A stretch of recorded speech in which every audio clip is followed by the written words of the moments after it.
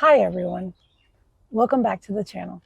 Today we're going to be talking about, is cruising shallow? What do you think, Jerry? Oh, I don't think it is. I think it's intelligent.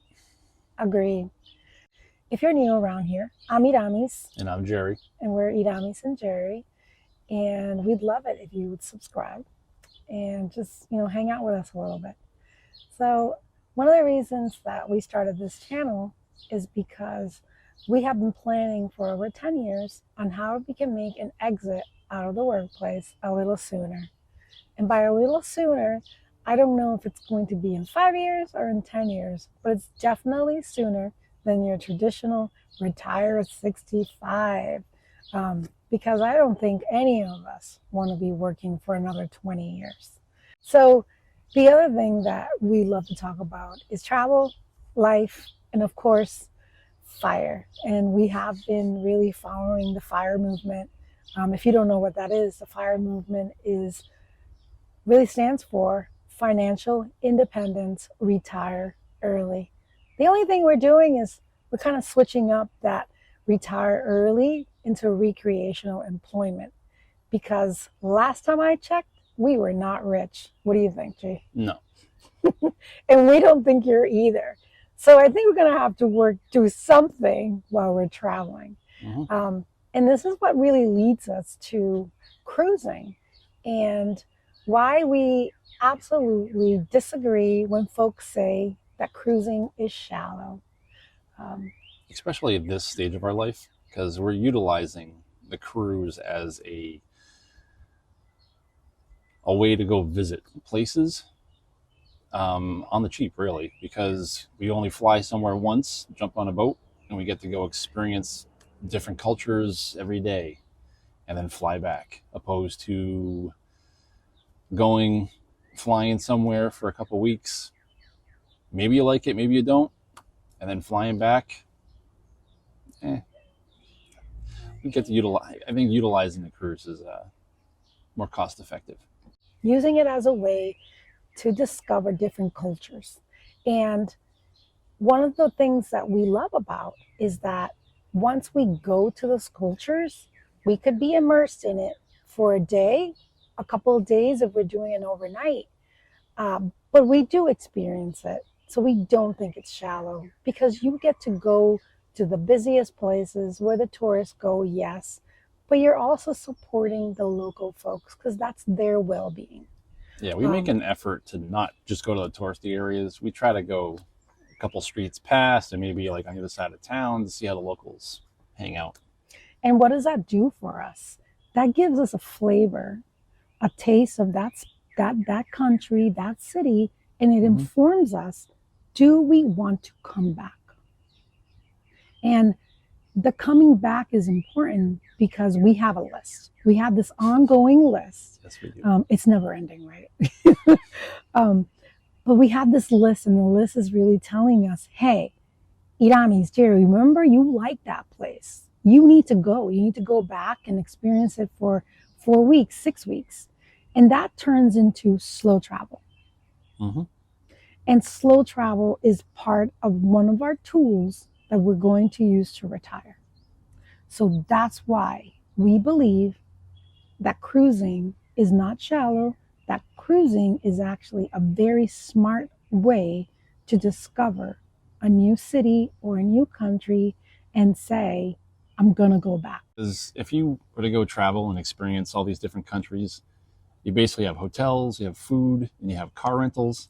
Whereas with the cruise, you just same airfare to get to the location, and then you just pay one fee, get on the ship. You basically have a floating hotel. Yeah, and we're not here to convince you to go cruising just as purely for vacation. We're just here to say that we use it as a tool. You do you. You want to go cruising, go cruising. But we use it purely as a tool. One of the things that we have discovered is that the people that you meet and the places that you meet vary. And earlier, Jerry and I were talking about how do you spend money on those stays, right? If you're thinking about slow travel, how long you're going to stay is, you don't know how expensive the country is going to be. You can read about it, but it's not until you experience it. So out there, there's a lot of places that are telling you to go to Asia, Thailand, Cambodia to retire. Well, some people are not interested in doing that. They want to go to Europe. So I just, this afternoon we were talking about, and you gave me a list, Jerry. What were those countries that from Oh yeah, lower to more yeah. We expensive? basically took a cruise that went to Portugal, Spain, France, and England, and basically in that order, it was cheapest to most expensive. Yeah. So I love that. That research was invaluable because there's there's just no way that we would be able to afford to stay in England for 6 weeks. But No. we could probably stay in Portugal for 3 months Mm-hmm. at the same cost that we would have spent in England. In So Spain, probably a month. yeah, Yeah. yeah. So it's that was knowledge that we would have never learned unless we experienced it ourselves.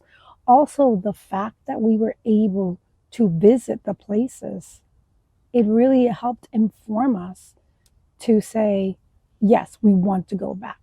When we went to uh, Boracay in the Philippines, we went there, and I got to tell you, I'd go back. I'd probably go back and stay a month.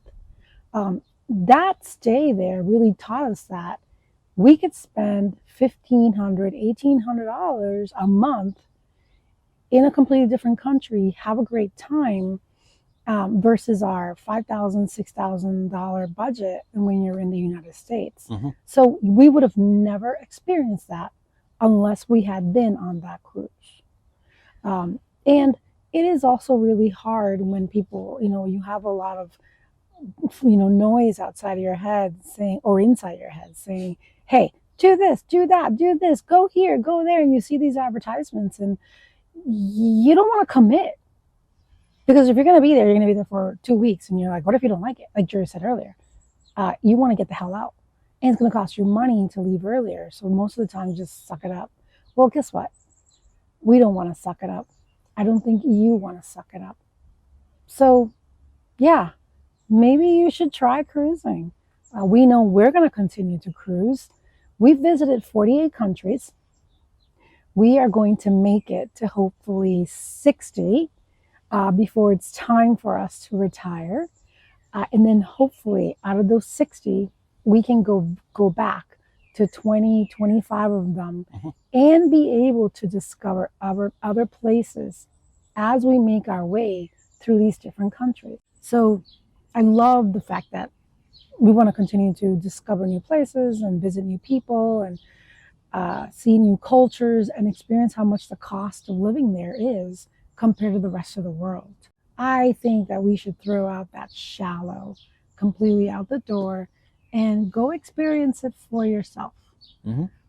I hope that this message inspires you to maybe or maybe not take your own trip of discovery and see if you can figure out a different way to do retirement and to do it in a way that's cost effective, in a way that's fun, and really enjoy the time that you have in the future by planning today.